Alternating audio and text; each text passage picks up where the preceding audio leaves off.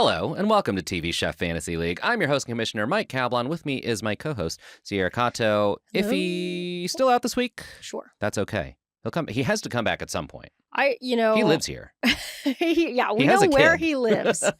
So if worse comes to worse, we can always just show up with microphones at his doorstep. Yeah, exactly. And force him to be on a podcast and get his takes. Create content for us. Right. Yeah. Content torture? I don't know. What would that be called?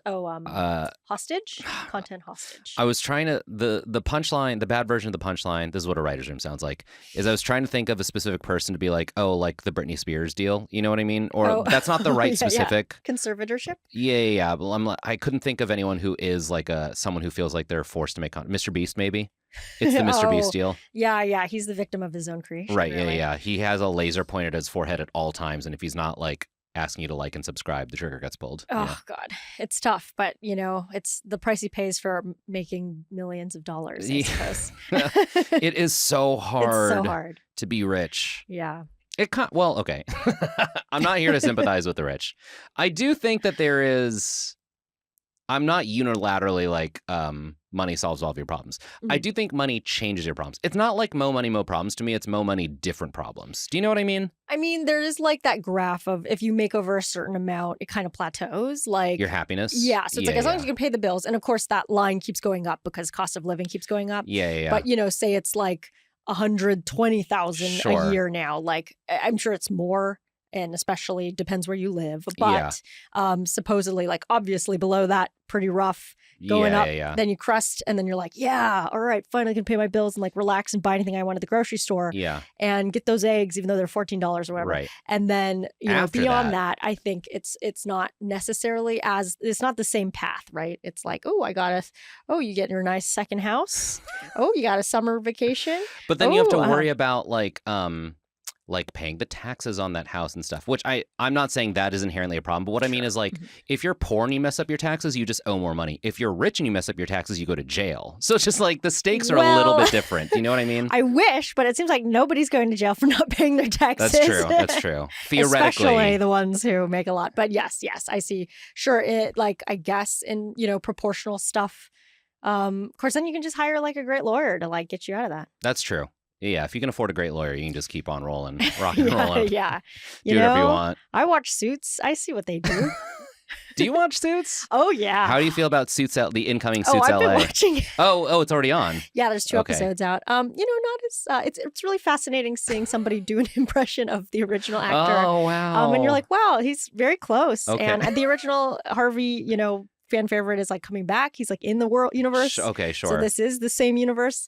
I mean, the original Suits had a certain charm to it that I think it's going to be hard to match. But I'm still tuning in. Okay. All right. We're pivoting away from cooking shows. Yeah, now we're just a Suits going on competition to show. Whatever the big Netflix binge is. I feel like I just kind of missed the boat on Suits. I mean, it's still there. It's still there. That's but yeah, famously, I would it's say still there. I did watch it back in the original USA. It was a USA cable you're a show. USA head. Yeah, I guess so. Oh yeah, I watched Psych. I watched. There were some other ones. Mr. Robot was on USA. That's right. But no, I revisited it when it was on Netflix and made it further along. But I really only think I saw the first season back in the day. But it's a great first season. Okay, duly noted. I'm gonna put that on the list. It is so low on the list, though. I have so many other things I got to get to. They don't need your views. I think ultimately they're doing fine. They're doing okay. They're doing okay. Yeah. Speaking of other shows, I did want to point this out. I didn't put this in the group chat because I wanted to bring this up today. I was looking at the MasterChef Instagram, and they've changed the graphic. So now, if you look on MasterChef at MasterChef on Fox, the official MasterChef Instagram, it looks like this. Oh God! It's a big poster. It's a big poster. I'm going to try and show the camera if you're watching this on YouTube. Whoa. So we've got a giant MasterChef poster. Here's the interesting thing. It says MasterChef Generations. Yeah, so what the heck? That happened. I don't know if this means the next season of MasterChef will be another MasterChef Generations. If they just ran out of ideas and they're like, Generations worked, let's keep doing that. We're doing Generations again. Or if they were like, clear out all the old content on the Instagram for whatever reason. I don't know. Can I please like Sherlock this? Producer Val, please. This looks new. Like one, it was posted. These were posted 3 days ago. Yes. And 2, it's the it's the new like 4x5 grid crop. Yes. Like yeah. This So this was feels intentional. intentional. Yeah. This feels like made for the moment. Right. And so that's what, if they made it for the moment, why double down with the MasterChef Generations subtitle? That's bizarre. Unless it's, in my mind, it's either they are pushing people to go stream the old season now for whatever reason. They need the numbers. They got to juice it. Yeah. Or Hulu, I guess. The next season's going to be called MasterChef Generations. Yeah. God, I don't know. It's not clear enough to like they should have really been not. like Generations Forever or Yeah, something. exactly. If it was Yeah, going to yeah. be like this is our thing No, now. none of these photos have captions on them, so we don't know. This is as close as MasterChef will get to like oh my God, Beyonce dropped a new album. You know what I mean? Like there's a teaser online, and now we have to figure out what it means. Babe, wake up. Isn't the next one supposed to be MasterChef duos? Oh yeah, That's right. Yeah, because they were okay. casting for duos. Yeah. So that's the key. Okay, so it can't be that. So it must. So just why be... do this? Unless duos really fell through during filming, and they're like, we gotta start over again. Let's get excited. Yeah. One of the duos they found out wasn't actually a duo. You know, just it was actually two. 3 guys in trench coats. Wow. I don't know. Unless, okay, yeah. Then it's like, or is it just they had to wipe the rest of they had to wipe all their content for some reason? It's kind of what I think, but I don't. But why replace it with old? I'm so confused. They don't have the new posters, so they're like, just use last season's poster. That might have been it. But then, like, you have all the resources of the Fox Broadcasting Network. Get a graphic designer to whip up a new poster. Right? Can we? Someone had to crop this poster into 9 separate posts. I mean, even still, I'm like, there's got to be. Maybe like new poster stuff has like a lot of bureaucracy. You know how these things a lot are. of red tape. Yeah, they're like, listen, you don't start publicity or promotion X amount of months before the air date. So like you can't Or possibly... each of these hosts has like clauses in their contract where it's like, oh, new poster. Gordon's eyes have to be a certain shade of blue. Oh, God. And if he can't sign off on it, then you can't print it. Right. And they're like, we got to go back in time. I mean, yeah, it's that I do believe those things exist. Probably they got to pay him a certain amount for a new poster. Exactly. Yeah. And they don't have that money yet. Mystery is afoot. And if you somehow are connected to the Fox marketing team, write into us at TV Chef Fantasy League on Instagram or chef@maximumfun.org, because we have questions. We need to get to the bottom of We this. really do. It's imperative, because after Top Chef, we're launching right into MasterChef season. Last year they overlapped, right? By like a week or two? Because there were those sort of, like not like open call things where you kind of got to meet contestants, but they didn't necessarily have their set contestants yet. The audition episodes. So there were a few of those that we like didn't cover necessarily, but still, could watch. Anyway, I just wanted to bring that up. Okay, let's talk about Worst Cooks in America.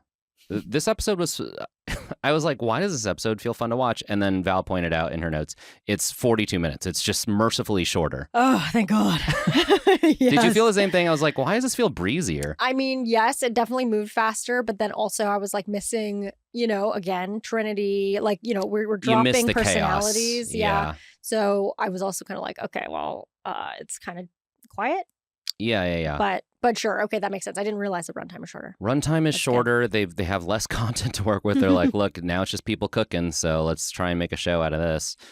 They did suddenly start adding. Did you notice the like lower thirds, the graphics on screen that were just like, ba-ding, here, like pop-up video? Here's a little cooking tip. Oh yeah. I guess that was new. I didn't. Really that hadn't been in previous weeks. Mm-hmm. Again, good. Just weird that like it feels like this is the first season of the show and they're like figuring out like, hey, we should add graphics of cooking tips. But it's like this is like season 12 or something. Sure, they're just like, let's try something new each episode. Why not? Yeah. Why not? No one's looking. The parents aren't home. Yeah, this one's our kind of fun show where we play around with new ideas. Yeah, exactly. The executive in charge at Food Network was like, go crazy. Yeah, do whatever you want.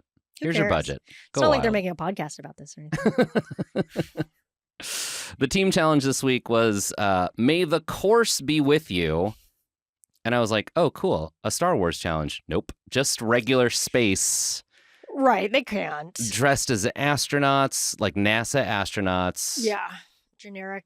This again goes back to, we were talking about this last week, that like it has the energy of Kathy, the office manager, had to organize team building games. You know what I mean? And she was like, Star Wars, space, it's all the same thing.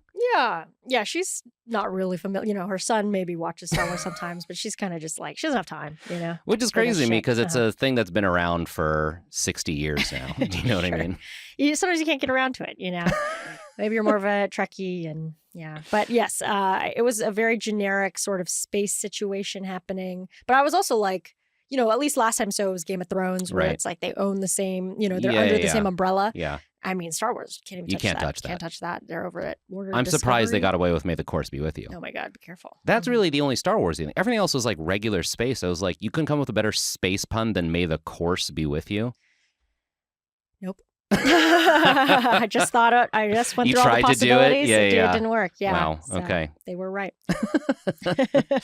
Okay. This was such a confusingly worded challenge. They had to find clues in a scavenger hunt that led to the missing dish for the skill drill, and they had 45 minutes to find the dish and then recreate it. They had to work together to identify it, but the judging was individual.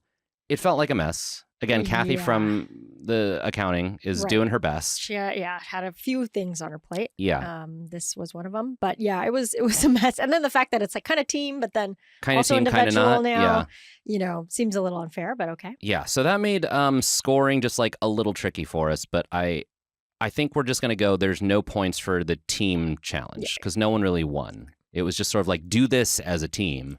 And then we just melted right into skill drill. Sure. I'm also not mad about them, or I guess their ability to find starfruit in a bunch of rocks is not my most important, feature in a competitor here. Sure, yeah. That's not what you were like banking on to earn points. Yeah, I'm okay if whoever found starfruit is not getting a point. Okay, going in order, they started the space base. Notably, none of the other stations had names. Like, you start at the space base. Yeah, that was the only one that could figure out and rhyme. And that was like, it. Well, we're done. We can't top space base. Their copywriter was checked out today. Space base. Called in sick, and they're like, may the course be with you. Print it. Go. We got to shoot the show. Space base. Space base. That's anything else? No. Just go. Mm-hmm. Okay, it was. They had to reach into a black hole and feel a bowl of eggs. Corinne screamed. I don't think she was freaked out because she was smiling about it. It's like, when you feel like a bowl full of peeled grapes in a haunted house. Eyeballs. Yeah. It doesn't matter because she does get freaked out by other things in this episode. Okay, it gets Corinne's absorbed. losing the half point no matter what by the time the credits roll. Oh, great. But at this point in time, I'm like, if I'm going in order, I was like, that's not where she loses the point. Okay. So there's that. The next station was to guess the flavor of this cake, but they showed the cake first, and it was like a spacey marble glaze. And before they said anything, I was like, they're gonna have to glaze that cake, and it's gonna look awful. And then they're like, no, you just have to taste it. And I was kind of disappointed. Oh, sure. I mean, it would have been fun to see another, repeat of that horrible cake. Yeah, I think that's why they didn't, because they're like, we already did a cake decorating thing. Yeah, only so much frosting we can produce. We don't have the frosting budget. Yeah. Yeah, exactly. Okay. Frankie drops the cake. It does not hit the floor, so no points there. The correct answer was that it was basil. It was a basil cake, which, I just kind of want to try in general. Yeah, I mean, basil cake. Yeah, well, because actually, what do you think about what do you think about like olive oil cake? Like, I feel like that's in the same vein of like savory kind of flavors. Yeah, olive oil cake is not my favorite, but I appreciate that it exists. Mm-hmm. I'm for it, Cool. Yeah. I'm not going to choose it if there's other dessert options. Yeah. Okay. Sometimes you sit down at a nice restaurant and they bring you the dessert menu and there's like 4 options. It's always like some kind of cake, some kind of budino, like an ice cream, and then maybe like a wild card. It could be anything. Like a lemon bar, I don't know. Could be anything. And I feel like that cake slot, it's always a toss-up between chocolate and olive oil. Because I feel like those are like the easiest, cheapest things to produce. Interesting. You could not have a pastry chef and just kind of pump out chocolate cake, olive oil. Sure. Yeah, I see. Oh, I don't even know. Oh, you know where I went recently? I finally ate at Highly Likely in Highland Park. Okay. Yeah, Chef Kat Turner, upcoming Top Chef contestants, restaurant Highly Likely. Yeah, I wanted to scope it out, do some research of my own. Okay. No, it was great. I honestly didn't have an entree. We really just did like some appetizers and dessert. Okay. How are the appetizers and dessert? Oh yeah, all really good. Yeah, and the dessert, it was funny because I was with my friend who is from Lebanon, and then he was like very skeptical of putting labna in dessert. Okay, but the labna that she puts in there, or whoever, is whipped Sure. So it's like really like it's a desserty version, and it has like it's almost like when you have maybe more of a yogurty sweet thing on it. But anyway, that was really good. It was a date cake. Speaking of cakes. Interesting. So yeah, all Did good it things. Sway your thoughts going into the draft for Top Chef? If anything, like I want to go back and then try more of the entrees and stuff because of course kind of missed maybe what she would mostly be representing in Top Chef. But I think if anything, it probably was more positive. I mean, this is a tough one because this is somebody who we know if he has well, if he's not here to like defend her honor, so we can talk shit. Or it's even just that I know he's gonna nab her up immediately. Yes. If she's not my first choice, I'm not getting her. If that makes sense, right? Yeah. Because even if the only way I would get her on my team is if I lose this, which is totally possible, get an earlier pick than Iffy, and then get her right away. Okay. And then also compromise my own personal friendship with Iffy by taking her. Yeah, you would make an face. enemy. Exactly. So she'd have to be really, really high up for me to make all those choices. So I don't know if she's like gonna be as high up to do that, but still, much. I think more respect just knowing like, oh, these were all really different things I hadn't had before. The menu looked different than other places I'd been. Yeah. Still very like, not like too inaccessible, I think, which was nice. And I think that could be a strength. So yeah, I think it informed me more. I didn't know much, but I think it was all positive. Okay. I stand by my assessment. I said this when we did our talent scouting episode, which is bonus content that you can find if you go to MaximumFun.org/join and contribute $5 or more per month. You have access to bonus content. We did a talent scouting episode, and I like Highly Likely, but it's not a fine dining restaurant. Right. And so I worry about those skills sort of being transferable. It's not unheard of. There are plenty of successful Top Chef contestants who have casual restaurants who come in and cook up a storm. Yeah. But I just like the food I've had at Highly Likely, I'm like, this is good. It's not Buddha low good. Do you know what I mean? Sure. Yeah. No, that's a good point. Yeah, it is like, because I was trying to think of the past winners, and it's like a lot of them do have some of the ones who are the highest of the high, like Noma, did this, like don't always make it that far. Weirdly, it's like they either like crap out at some point because they just are like, what are we doing in this fucking competition? Like, what's going? I think like I don't know, or they just don't see eye to eye, and they have strong opinions because they've trained so much. Yeah. Or yes, they make it all the way and win. So yeah, maybe you do definitely need that. But then I don't know. I'm like, does she have that? But this is the choice for this restaurant, right? Like, right. Yeah. Does she have it in her, and she just chose to open a casual restaurant because it's like financially easier? I don't know. Sure. And yeah, a little bit like, I mean, she's got 2 locations, so clearly it's doing well. Right. I do think that maybe she could, just knowing that she was a former actress, have like the on-screen charisma to like spin out like a celebrity chef career. Yeah, you know what I mean? That's actually not far off from Antonia LaFaso, who worst cooks in America. Her restaurants here in LA are like casual places. It's like a bar. You know what I mean? Cool. But she has a whole career because she's good on TV. She's very charismatic. Important. Yeah, and can cook. Sure. Okay. Speaking of Antonia, let's get back to the basil cake. The stupid basil cake. I wrote down that Tiffany said, "Is it cheese?" And that really got me because it's not even oh my God, close. I mean, yeah. Cute. Other people guess some of the other guesses that were thrown out: carrot, ginger, cinnamon.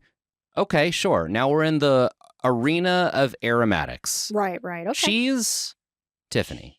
What was she tasting? I'm like really trying to think. I'm really trying to think of a cheese that tastes remotely close to basil. Cannot think of a one. Okay. I thought that Jeff kind of tossed his team a bone because they were also guessing wild stuff, and Jeff said, "I believe in you." Oh yeah. And then we got our little graphic pop-up that you can store basil in the crisper drawer. Oh right. Yeah. So educational component. The next challenge was to unscramble the letters that spelled out starfruit. And we learned that Frankie's not a great speller and that Tiffany is horrible at puzzles. Great. Then they had to smash a bunch of asteroids. I want to talk about how Wes did it in the most masculine.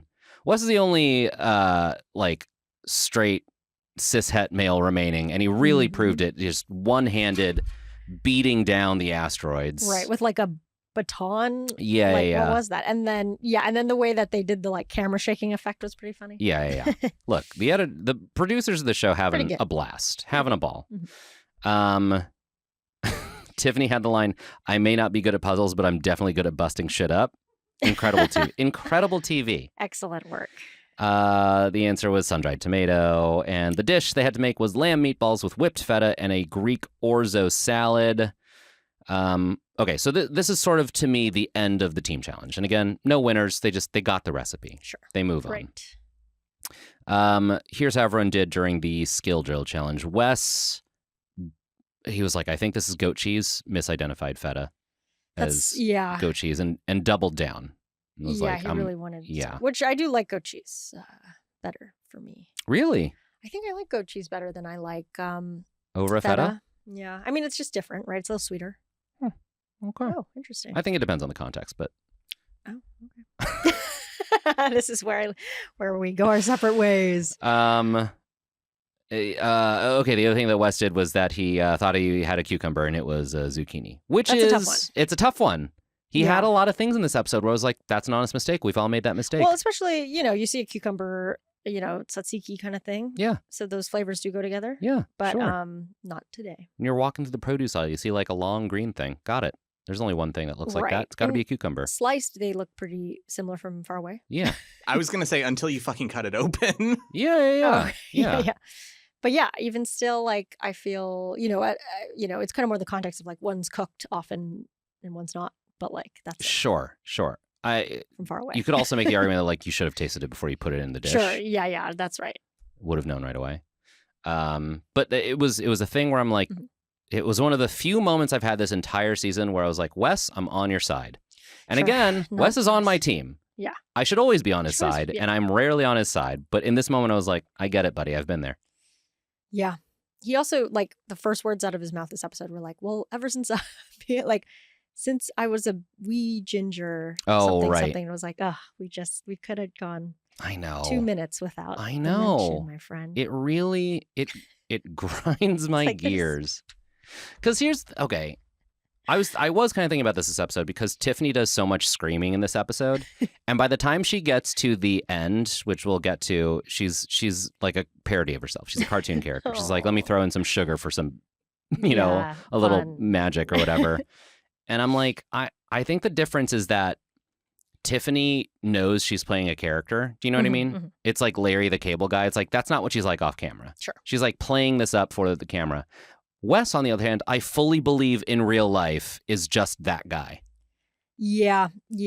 I think he is not playing a character at all. I think in a regular conversation, if you met him on the street, he would talk about being a ginger within 30 seconds. Yeah. I mean, like, okay. And it's just because he's not putting on anything for anything else. Like, that's his only bit. So then it's really like, that's coming up kind of in the context of him being him. And then that's coming up. And then she's like, has like a full dimensional like character. Yes, yeah. She's built a... She's had so many things that go wrong. And then, Yeah. So like, otherwise he's like kind of pretty like normal, not that.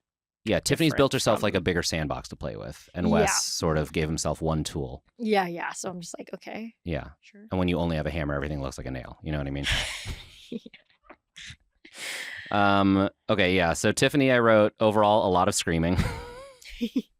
I wrote this exchange. I love this. Antonia going, is your orzo cooking, Tiffany? And Tiffany responding, no, I wish it was, though. As if she's not in control. I mean, incredible. Hey, she wishes it were, She took off her shoes. Why did she take off her shoes? Can I ask you? Riddle me this, Batman. Why did Tiffany take off her shoes in the kitchen? Better grip. Don't you think? I would argue much worse grip. Well, it depends what kind of shoes. Yeah, but she's not clinging to the floor with her toes. I don't know. Sometimes you can. I'm just like, here's the thing about, like, I think what makes a lot of this show entertaining is you're like, think of a restaurant. Have you ever seen that at a restaurant? You know what I mean? And I'm like, think of a chef. Have you ever seen a chef cook without take off their shoes actively in the kitchen? Never. Hope not. I don't know. I guess I haven't checked every time. Even the barefoot Contessa, I think, keeps her shoes on. Very much a misnomer, the barefoot Contessa. Okay, well, maybe that's what Tiffany was going for. Yeah. She didn't realize the... She read the title. Yeah, she was like, She's oh, like, I know that's what what that I'm means. emanating. Okay. I don't know Yeah. Contessa. I know barefoot. Yeah, easy. Okay. I just wrote so many wild lines for Tiffany. Should I add agave? No. Everyone's screaming no back at her. No.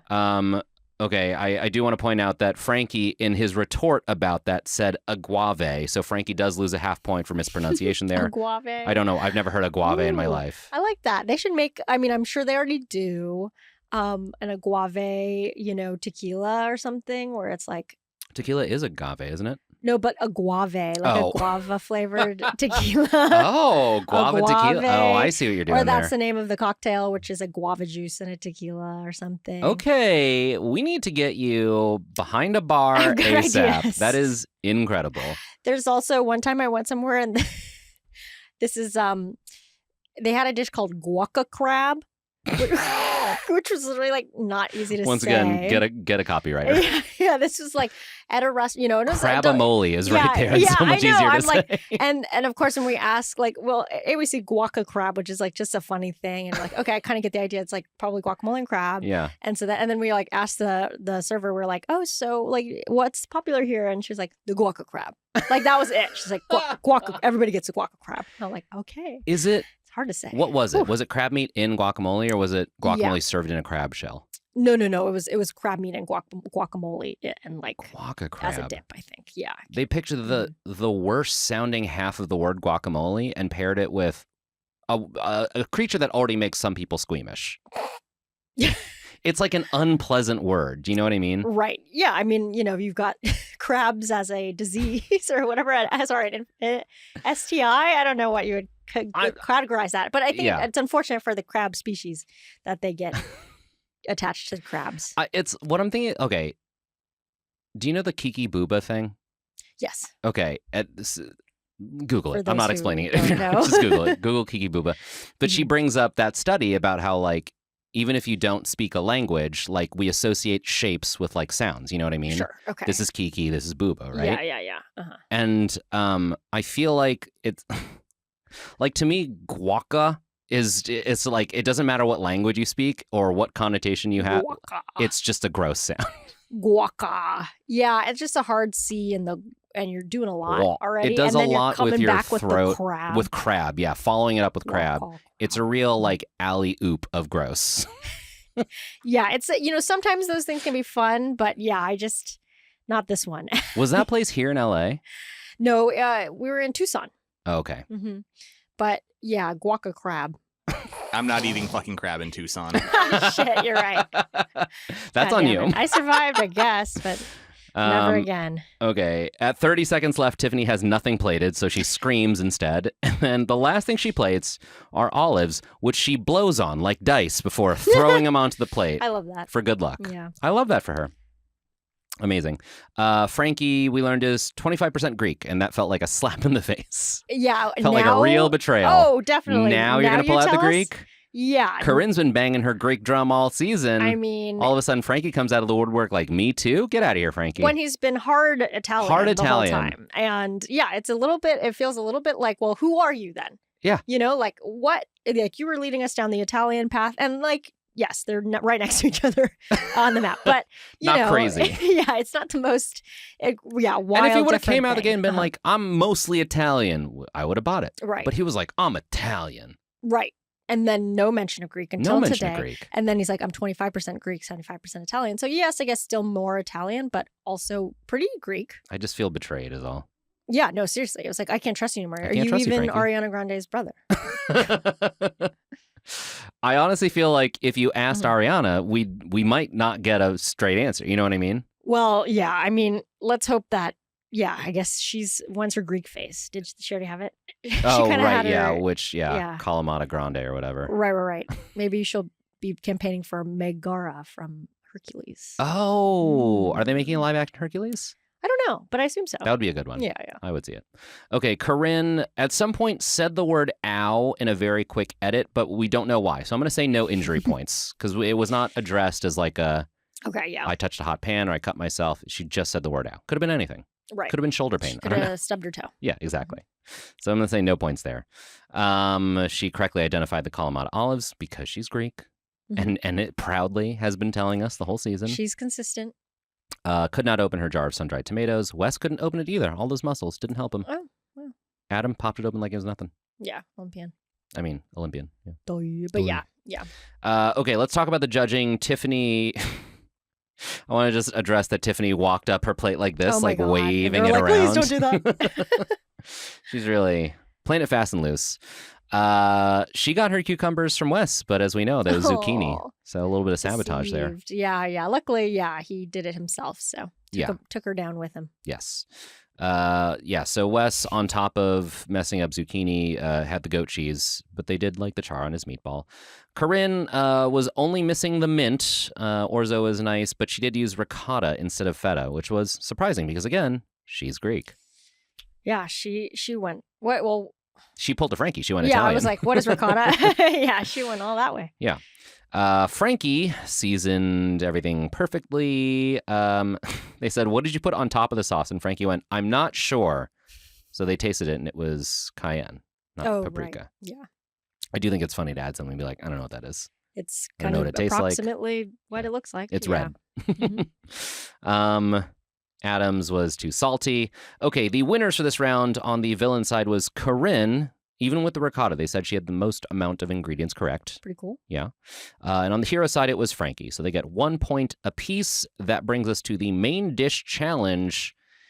Kathy ran out of space ideas because now we're going underwater instead of continuing with space. Oh my God, yeah, that was funny. Though I do, there are the theories of the aliens being octopus or squid under the ocean. I've never heard this theory. Okay, so there's a theory that... Here we go. So, aliens have like a base on Earth, and it might be deep in the ocean, which we also know not much about, similar to space, maybe even less about the ocean. Okay. So the conspiracy is that it's sort of like an Atlantis. Like, maybe Atlantis was actually born from, there's some sort of space thing underneath the ocean. Okay. And all the UFOs come up from the ocean. Oh. So that's where they're originating, or they come from space. They plant down there. Sure. They leave and go back or whatever they do. Okay. Observe. And octopus, because they're so smart and they aren't they're a little different from everybody else. Okay. They're kind of their own guy, know? Yeah. They might be alien descendants or aliens. And then squid, kind of similar to octopi. Okay. What are the... I'm not just... I love talking conspiracy theories. I could derail this entire podcast now. What are the hallmarks that people point to? You know what I mean? When people see those chemtrails in the sky, that's because of the government. You know what I mean? Oh, for the ocean theory? Yeah, what are we pointing to be like, this is how I know it's true? I think there are a couple, of those UFO videos or UAP videos, there are a lot of them coming up from the ocean. Oh, okay. See, that's the part where I'm like, I've never seen that or heard of that. I don't know if I've seen it, but I think that's why. Okay. And then I think just the convenience of being well, we don't know what's going on down there, so maybe it's the other thing we also don't know much about. Yeah. It could be anything down there. Yeah. So it's a good black box. Octopuses are smart. They are. Yeah. So, and then again, I guess I don't know how squid factor in, but I guess they're related. It's just because they have tentacles. Yeah. So I think, and supposedly they're pretty smart too. I don't know. I think they are. Smart? Okay. Yeah. I think a lot of sea creatures are relatively smart. Okay, great. Compared to dumb land animals. Absolutely stupid land animals. I just recently learned that we don't know where eels come from. Did you know that? What does that mean? We don't know where eels come from. They eels all over the world pretty much all swim to the same spot in the middle of the Atlantic Sea, I think. What? Oh. And then just more come out, and we don't really know what happens down there. Wait, we don't know. Wait, what? So then we don't see them give birth or anything? Yeah, or over time, we have, there's a lineage of scientists who have gone crazy because they just cut open thousands of eels trying to find eel gonads, any form of reproductive organ. We only recently kind of found them. Oh my God. And we can induce reproduction in captivity. So if you have eels at an aquarium, you can inject chemicals in them to make them reproduce. But we have not really observed it happening naturally. We don't know how eels reproduce. So they're all going to some black box area. Yeah, exactly. And we just get more babies. eels. Okay. Yeah. Well, I mean, electric eels are kind of weird, you know? Yeah. So they've always been doing some weird shit. I never Eels be trusted doing them. weird shit. I never trusted them anyway. But fascinating. You know what? Yeah, that's another thing where, you know, most likely, I mean, you know, there's all some stuff going on at the deep, deep bottom that with the ugly guys, the ugly fish, and they come up every so often to warn us that the world's going to end. So, you know, there's a bunch of weird shit going on. Okay, you've pulled me back around to Kathy's side. I understand why she went from space to the ocean now. It was a stretch, but I guess it's stretch. like, you know, I mean, I would have liked to see astronaut ice cream or something. That's how that's I like feel. A machine, There's more space stuff there. Okay, yeah, right? Top Chef did a whole episode about this not that long ago. It was like make a meal that we could take up into space. Oh, yeah, that was great. Yeah. But yeah, they did it already, so maybe, like, well, we can't do it. Yeah, exactly. It's a Simpsons did it situation. Sure. Yeah. Okay, Antonia demonstrated squid ink cavatelli with crab, calamari, and peas. Jeff demonstrated squid ink pasta with tomatoes and calamari. During the demo, everyone's mouth was sort of like agape. Sure.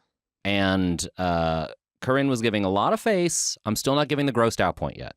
Oh, because of the ink stuff and all that. Yeah. They're like demoing like how to clean a squid, and no one was like, ew, yucky yet. I think they were just sort of like in shock. Right. That's where you get it from. Right. Exactly. As Corinne said, squid butt. I should have known. Yeah. Right. Yeah. Which I guess. Okay. The next thing they demo is how to boil a crab. This is where I'm going to give points to Tiffany and Corinne. They both were they had the edit with like the eyes. The eyes, yeah. Yeah. So what was this? You just did this. The blinking. This okay. is an eye and it's blinking. I know. Normally when people use their fingers and hands like that, it's a mouth. But in my case, it's an eye. And what is blinking if not a closing of the mouth of your eye? Wow. What beautiful poetry. That's going on our next shirt. Good. What was it? What is blinking if not the mouth of the eye? What did you say? What is blinking if not the closing of the mouth of the eye? Wow. That's eat it, Maya Angelou. Hell yeah. Okay, Tiffany and Corinne, I'm going to say lose a half point at this point for being freaked out by crab. Aside from all this, Corinne said, why does it need to be so complicated? Which I feel like is a very common criticism of Antonia's recipes. I don't think this is one of them. In this one, Antonia was like, you put the crab in the pot. And she was like, I can't handle that. And I was like, that's not the hardest thing Antonia's taught you how to make. No, yeah. This was a little bit more regular. Yeah. The hardest part was clean the squid. But other than that, just like you roll out some pasta. Right. You boil a crab. You put it all together. Yeah. I don't think they didn't like the whole organism aspect. Yeah. I agree. Both the dishes did look good, but they told them, go make your own. And I was like, none of these are going to look good. Okay, during the breaking down of the squid at their own individual stations, I'm going to rule that Corinne, Adam, and Frankie all get freaked out by the ingredient. We see Corinne and Adam get freaked out. Frankie literally says the word gross. So I'm going to say all of them lose a half point there. As a reminder, you can only score on a rule once per episode. So even though Corinne is repeatedly freaked out, she's only losing a half point total. Okay, let's talk about them individually. Tiffany, why did she not use gloves to break down her squid? Did you notice that? No, I didn't at the time. She but was she didn't. That's right. extracting squid ink with her 2-inch acrylic nails and all of her rings on. Once again, have you ever seen a chef work?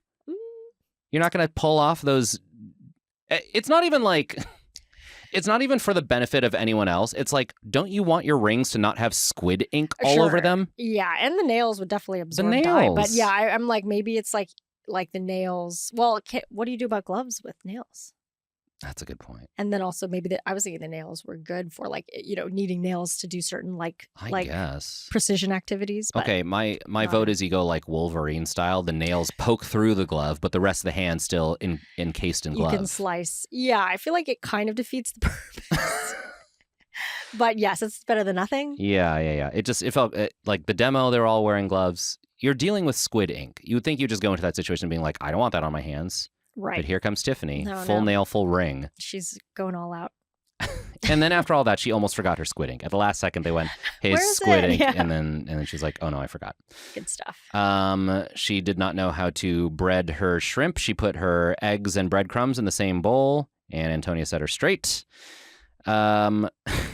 Antonia was worried about the fact that Tiffany was blending her whole sauce, the entire thing, and Tiffany in her talking head was like, Antonia won't notice the skins from the garlic or the stems from the herbs. So she knew. She was like, I'm just going to blend to like hide the sins. Right. Didn't work out for her. Yeah. But did Antonia really bring up that specific problem, or was it just like you blended stuff so it kind of got muddied and then it wasn't in the judging. It was like as she was pouring the ingredients into the food processor, she was like, why are you blending all of that? Oh, okay. Right. So I don't know. You can't escape Antonia's watchful eye. She catches everything. True. Yeah. I would say what's pretty funny about her, especially came out this episode, is like she's so like the audience person. You know what I mean? As far as like she's like, what is going on? Perfect and straight she man. Yeah. has like, her face looks like she's just disheveled all the time. So I mean, in like a very relatable way. So yeah, I think she does add something. I hope like I would be interested to see what the show's like with two different judges too. Yeah, I feel like they are really like important. Yes. And their attitude is kind of good. Yeah. With this particular group. But I don't know. No, I agree. Jeff and Antonia are like the perfect like odd couple because one is chaos and one is like straight man, Sure. Yeah. Yeah. Or he's even like enabling them. But yeah. Okay, Corinne said this one's going to be the one where I cry, and ironically enough, did not cry. So no tier points there. I am going to award her a half point for her crab hitting the floor. There is a shot where she's like pouring crab from one vessel into another, and a shell like rolls off the counter, and we don't see it hit the floor, but it is implied that it hits the floor. So I'm going to say half point there. She continues to be freaked out by everything, but I stopped counting. This is the whole challenge. She's freaked out. Adam broke his food processor, the first instance of awarding a half point this season for breaking equipment. I really thought it was going to happen more. Yeah, great. But not as much costly stuff. I guess, other things have broken, but not an equipment piece. Yeah, exactly. Yeah. Food has broken, but not and stuff has come apart, but not like this. Everyone was like, you broke it. Sure. So that's a half point for Adam there. Mr. Muscles cooking his muscles. Jeff and Frankie both doing their Arnold impressions. Wes, okay, once again with the relatability, he was like, green onions and scallions aren't the same thing, are they? And Antonia's like, yes, they are. And then he comes over with his little jar of herbs. He's like, this is rosemary and basil, right? And Antonia's like, that's oregano, that's tarragon. Just smell it and taste it. But I have done this. All the herbs look the same to me. I'm not a plants guy. Sure, yeah. And I get them mixed up because sometimes I have something in my head of what the herb is, and then I realize like, oh yeah, that's the one, and I haven't updated that in my brain. You haven't updated. Because I feel like I kept getting like fennel and dill mixed up. Sure. Because they just seem like they're like little thready little leaves. Little green guys. Little guys. But yeah, so which is tough. It's tough. You gotta have a constant reminder. Yeah. So I wanted to just give Wes points for relatability, and then he was like, I'm gonna put ginger in. I'm like, get out of here. I hate you.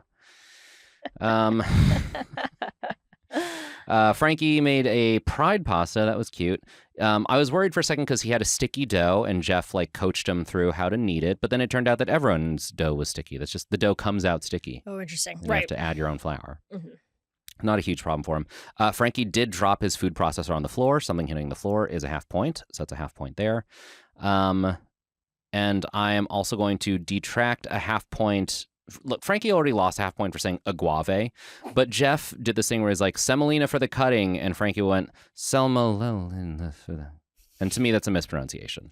Yeah, sure. So Frankie definitely getting a half selm. point. Yeah, exactly. Selm, not the beginning of the word. Okay, we get to the judging. Adam, red sauce, interesting choice. Pasta was cooked perfectly. Overcooked as calamari. Frankie... I thought Frankie's was cute. Francesco's fettuccine frutta di mare, as fruity as the chef, is what he said when he put it down on the table. They said everything was really nice. Scallops and shrimp and calamari, too salty on their own, but the dish works. Corinne made what I think was the best looking dish. Her happy as a clam pasta. She put it down and I was like, that legitimately looks like a restaurant dish. I am kind of shocked at how good it looks. And they said it was really good. She didn't rinse her clams, maybe a little sandy, but other than that, pretty good. It's a full experience of the ocean. I want the sand. Yeah. I go to a seafood restaurant. If I'm not being served sand, I'm out. Right. It's like, one star on Yelp. What are these clams raised in? Captivity? Yeah. Cruelty? No sand area? Wes named his dish, and help me understand this, scallops make the heart grow fonder. What? What's going on there? What's going on If scallops rhymed or started with the same letter as distance or anything of the sort. Right. Absence. Scallops and absence? What I was thinking of. No, yeah, it's like if it was like abalone mix. Sure. Yeah, It's like yeah. at least first two letters. Scallops. It has "May the Course be with you" energy. No, at least course rhymes with force. Yeah, you're right. You're right. Yeah, Wes really. But Wes was like, you know what worked for Rachel? Puns. And now it's like. Yeah, I didn't know what was going on there. They said his calamari was cooked nice, crab was folded in nicely, the scallops were under-seasoned.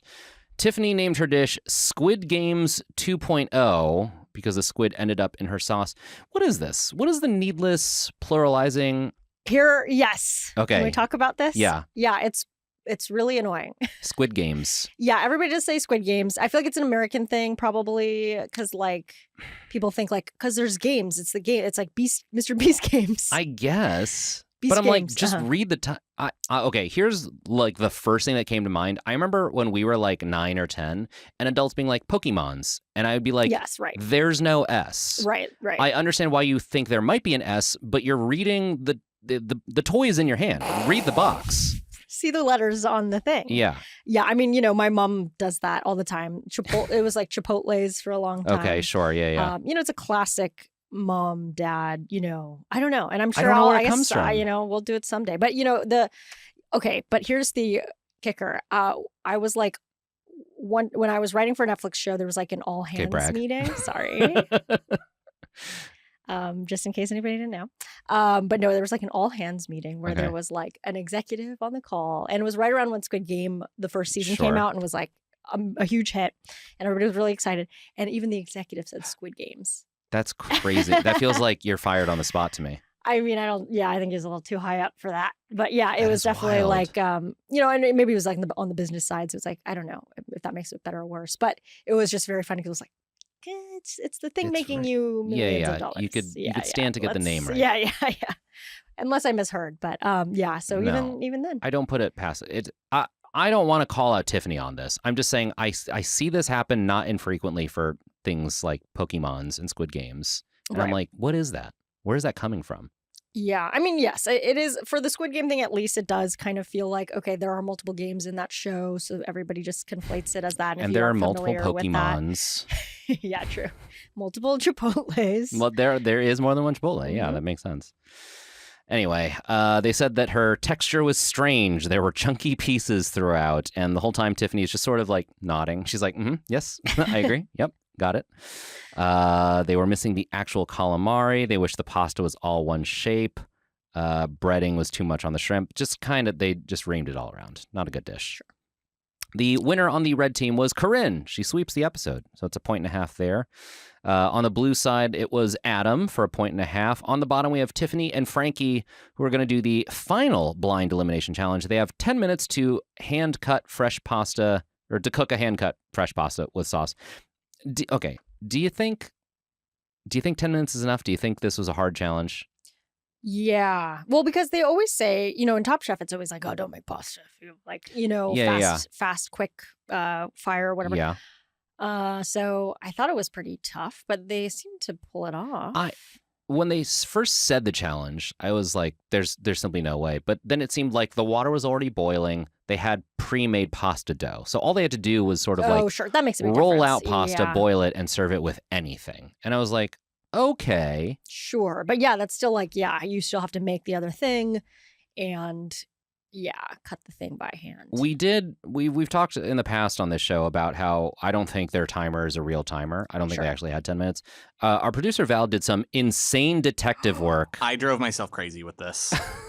You're convinced it was not a real 10 minutes here, based on absolutely not. Based on Tiffany's chicken, namely. Yeah, the chicken is the key to it, I think. The chicken is the key. The chicken is the key. I watched this segment like 3 or 4 times, trying to figure out. The last time I watched it paying attention to nothing but the pan with her chicken in it, and at chicken one point, watch. Yeah, no, literally, because a chicken breast of that size looks to me, and it was sizable. It was a pretty big chicken breast, yeah. And something like that, to be safe to eat, would need 5 or 6 minutes on each side. Yeah, and there's a pretty good portion of the edit, at least, where there just is no pan with chicken on. Oh, so it's impossible. Yeah, Yeah. I don't think it's 10 minutes. Wow. Yeah. I'm No, open that's to good. the possibility of being wrong. We would love to be proven wrong. That's very prove me wrong. Write generous. in chef@maximumfun.org. But I don't believe it for a second anymore. Wow. You laid out in your notes your intrepid reporting, and I have to agree. Crazy. I really have to agree. Yeah. Okay. So I don't think it was a real 10 minutes. Okay. Tiffany started off by dancing. I was like, that's an interesting first choice. 10 minutes to make pasta. Yeah, and you're going to start yeah. off with a little dance. Let's get down to business, you know? She started with her protein first and then squirted sriracha on raw chicken. A move, once again, never seen a professional chef do. Wow. Yeah. Raw chicken. Yeah, sure. Red spice chicken. This was a big, in the dining hall in college, red spice chicken was like a big. What was red spice chicken? It was like, because the food was like notoriously not great. And then also like kind of, Sorry. makes And what school is this again? Shut. I went to school at Harvard. They had a dining hall. Thanks, Mike. But anyway, just want to drop that. What we're talking about? No. So then they would rotate different ingredients. Like we had a lot of swai. Have I talked about swai here? We haven't actually. Okay, swai. We anytime there was fish, it was swai. Sure. Yeah. So yeah. sometimes they would tell us it was swai, but we could always pretty much assume it was swai. Okay. So, and there was like a whole, expose in the newspaper about swai and what exactly that was. But anyway, so there's that. And they would have chicken. But the best thing was probably like a good chicken breast, because like everything else was kind of weird. Like sometimes they would have white rice and I really love my rice, but it was always like undercooked. White people rice. Yeah. Yeah. But also just like fiercely like crunchy on some ends and soft on the other, just like unevenly cooked and kind of weird. Yeah. But a favorite was red spice chicken, which I think was just like Frank's Red Hot and like chicken. Oh. And then that on top, and then you eat that. How is that? Okay, wait. Was it delicious. fried chicken or what? Because when I think of Frank's Red Hot and chicken, you're just describing a chicken wing. Yeah, it wasn't. Oh, gosh, do they have a red spice chicken? I think was mainly just like a grilled chicken breast and Frank's Red Hot, or maybe sometimes they would have a breading on it and maybe it would be fried, but it wasn't like a good fried chicken. It was like it was cooked somehow, and like the breading was probably a little soggy. But you take you really at those times it was all really delicious. Didn't have a palate yet, So I was really just like, hell yeah. Nutrition. I will say the first time, this is embarrassing, but not a lot of Indian food where in LA really at the time when I grew up. Yeah. Not as good as other cities. But anyway, and so my first chicken tikka masala was in college, and I was like, this is great. And then friends who actually had it were like, you're insane. Yeah. But that was everything. I feel like everyone has it. Everyone has a dish where you're like, yeah, I tried it and it was great. And then someone from that culture is like, honey. Yeah. I'll introduce you to the real thing one day, and then you marry them. No. That's how you meet your wife. And then, yeah. Okay. Tiffany said, I don't know anything when it comes to authentic Italian cooking except for Mama Celeste. I had to Google this. Do you know what Mama Celeste is? No, I don't. It's an old frozen pizza brand. Oh, okay. I can picture that. Were you aware, Producer Val? I don't know, like a month or so ago, I was down at the corner store in my neighborhood and I got a Mama Celeste frozen pizza just on a whim. Okay. And I put it in the oven and I took one bite and found it repellent. I like frozen pizza a lot. Yeah. I like a Red Baron, a DiGiorno. I like shitty cardboardy, barely cheese. I like all that stuff. I did not like this. What? Yeah. Okay. Was this here in LA? Yeah. I was curious because I was like, is it a regional thing that I've never heard of? Because I'm like, if the line you're going for is like the only thing I know about Italian cooking is blank insert frozen pizza, I'm like, say DiGiorno, say Tombstone, say anything. Right, exactly. Yeah. Mama Celeste felt like such a deep cut to me. Yeah, I hated that. I mean, maybe it was just maybe it was just a fluke out of the factory or whatever, but I Googled the name because I'd never heard of Mama Celeste before. I Googled it to like see if it was like a legit company. Okay. That was wow, how it's really rough that. It was. Yeah. Interesting. Yeah, okay, because I kind of recognize it. Google Images here, it's like when I Google, I was like, big. I guess I could imagine it. But I don't know. Yeah, if I had it, it was a while ago. But then Mama Celeste is like, looks like it's the old lady on the box. Branding. Yeah. But then now they just are like Celeste. Just like Celeste. She's no longer Mama. She's not with us Mama's anymore. dead. It's just Celeste now. Okay, her whole team screamed at her to not season anymore, but she kind of just kept throwing stuff in there. She used a bench scraper to try and open a tomato can. The tomato can was full of whole tomatoes, so her sauce was chunky. She squirted in more sriracha. I'm trying to just go through the laundry list of things that I saw happen here. She, when it was time to get the pasta out of the pot, used a chef's knife to pick up wet pasta. Yum. Everything is just, yeah, and she grabbed a handful of sugar to, quote, make it pop. Her whole team was screaming at her. Just incredible TV. I mean, especially given the 10 minutes thing now, Yeah. it's like if you're fishing out with the knife, like that's taking 10 minutes. I legitimately think once she knew she was on the bottom, she's like, I'm going down in flames. I'm going to give him a show. Yeah. And I do think, Frankie's a tough competitor. Yeah. So if you're watching this as the audience, you're like, oh, she's probably going to go home. Mm-hmm. He's typically pretty strong. But then also, like, I wonder then now that now with with Val's chicken watch Yeah. and what we know, it's like, I wonder if they do kind of do the 10 minutes. They go, okay, yours is raw. All right, you're probably going to lose. So we'll let you cook a little more so it seems closer. But like, sorry, this is like not unforgivable. I wouldn't be surprised. That's actually a really good theory. Okay. So Frankie just did a riff on what he just made. And that's kind of all there was to it. The winner was Frankie, of course. Tiffany leaves. Very sad to see her go. My favorite contestant. Head and shoulders above the rest. Yeah. She provided both, like, actually was learning and good at cooking, it seemed, had some sort of, good skill level, and then also good personality, fun to watch, always bringing something new. But because then it kind of leaves us with, honestly, let's see, of the four, like, Frankie's kind of the most bringing the party, shocking. which, like, he's been focused on for a lot. So, maybe it's just because of that, but yeah. Yeah, I agree. Tiffany does cry on her way out, so that is a half point for crying right there. She earns $2,500 for her charity, Children of the Night, which I wrote is a terrible name for a charity. It sounds like a horror movie. I did Google it. It is a horror movie. Children of the Corn. Yeah, Children of the Night. Children of the Night is a horror movie and also apparently a charity that you can donate to. Which means we're down to our final four. Okay, let's do our points breakdown. As a reminder, you can find our rules on our Instagram at TV Chef Fantasy League. No winner for the team challenge. The skill drill, earning 1 point apiece, Corinne and Frankie. The main dish challenge is won by Corinne and Adam. That is 1.5 points apiece. Stuff hits the floor for Corinne and Frankie. That's a half point each. Adam breaks equipment. That's a half point. Tiffany cries. That's a half point. The following people lose a half point for being freaked out: Corinne, Tiffany, Adam, and Frankie. And Frankie also loses a half point for mispronunciation. So this week, at the end of the week, I gain 2.5 points. Sierra, you gain 1.5 points. Iffy gains 0 points. And now that Tiffany is gone, he is now completely out of the game. Oh, wow. Yeah. He cannot earn further points. Oh, wow. Yeah. So he is locked into last place. Oh, okay. Which means he will almost certainly get first pick for Top Chef. So I'm not going back to highly likely. There's no point. There's no point in being there anymore. Our scoreboard as of right now, I'm in the lead with 12.5 points. Siri, you're in the middle with 10. If he's locked in last with 8.5, and that is where he will end the season. You could still win. You do only have Adam on your team, whereas I have both Wes and Corinne. So it's likely that I'll win, but you could. Okay. You could pull it out. We'll see. We'll see. Folks, if you like this podcast, once again, please tell your friends, rate and review us. Also, go to MaximumFun.org/join to support us directly. Thank you so much. Once again, reach us on Instagram at TV Chef Fantasy League or chef@MaximumFun.org for full unedited episodes. You can check us out on YouTube. Thank you again to my co-host, Sierra Kato. We'll be back next week. Bye-bye.